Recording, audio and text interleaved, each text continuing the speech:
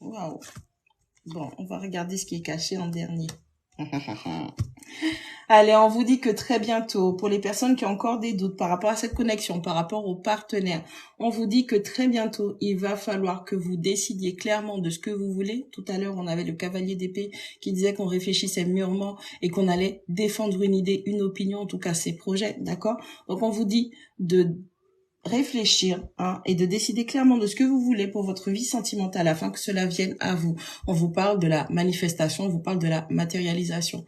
Comment vous allez pouvoir faire ça? Simplement par le fait d'identifier ce que vous souhaitez avoir, quelles seront vos limites, ce que vous voulez vraiment comme relation, comme situation sentimentale. Ne vous concentrez pas sur une personne particulière parce que vous pourriez être déçu de la forme que l'univers vous envoie. Par exemple, je dis une bêtise, vous êtes follement attiré par Gégé le voisin parce que c'est uniquement son physique qui vous plaît.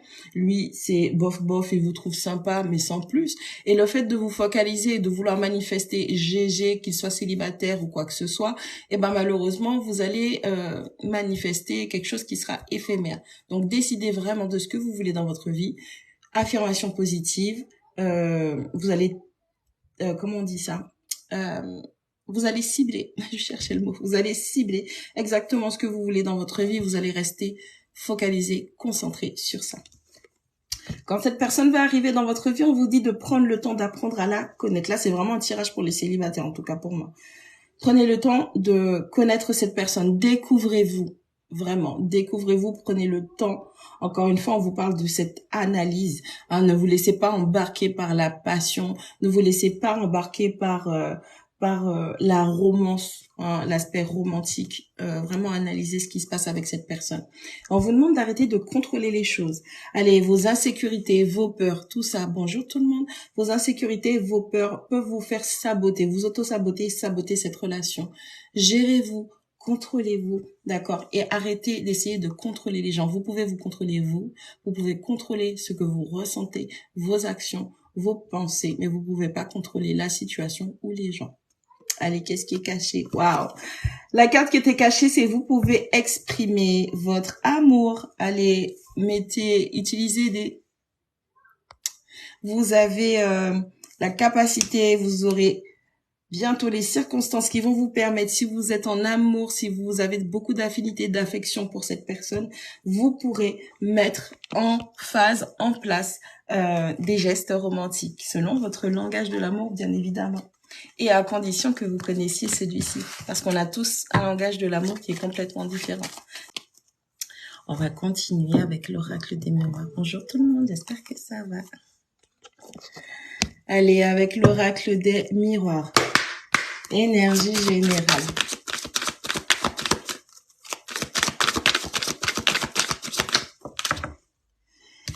Allez, on a la parole. On vous dit de faire attention. Il y a des gens qui vous surveillent, il y a des gens qui parlent, il y a des gens qui sont dans la jalousie et qui font du ragot sur vous. Il y a des gens qui sont peut-être proches de vous et qui racontent aussi certaines choses sur votre intimité ou simplement des gens qui ont besoin de savoir impérativement des choses sur vous, donc vont prêcher le faux pour avoir le vrai. Avec la carte du voyage, on vous parle d'un déplacement, on vous parle d'un voyage.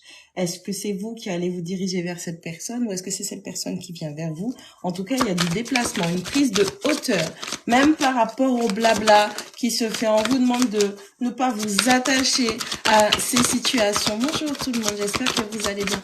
On vous demande de ne pas vous attacher à cette situation, prendre du recul, prendre de la hauteur. Okay. On parle aussi avec la carte du voyage, on vous parle de votre expansion, votre croissance.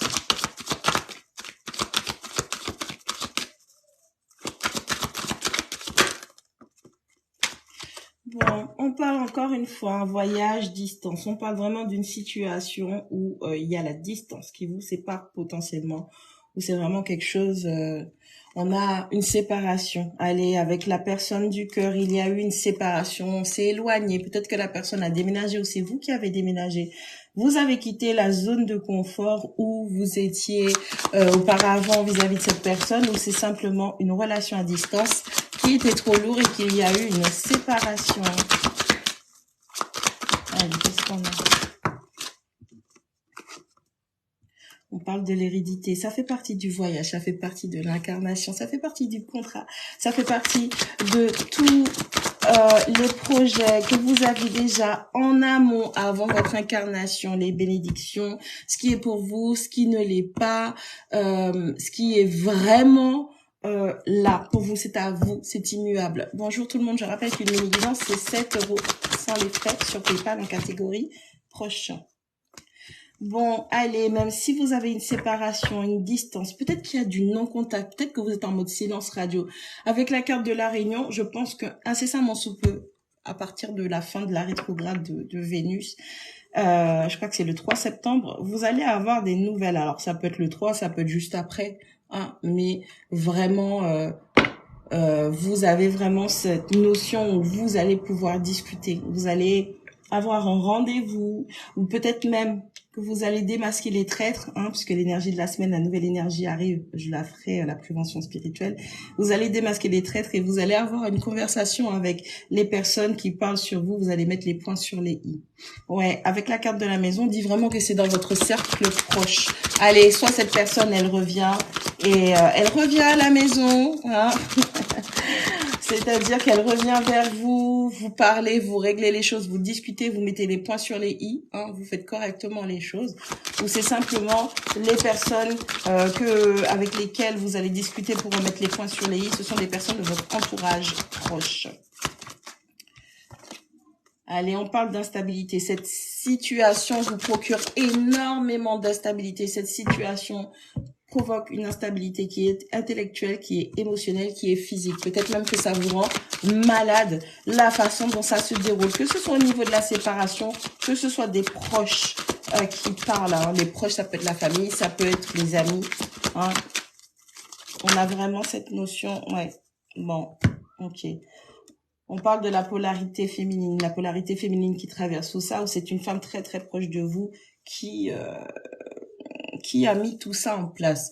Avec la carte du verdict, il y aura une décision qui devra être prise après cet échange. Je pense que vous, en tant que femme ou en tant que polarité féminine, vous allez prendre la décision d'épurer votre environnement proche.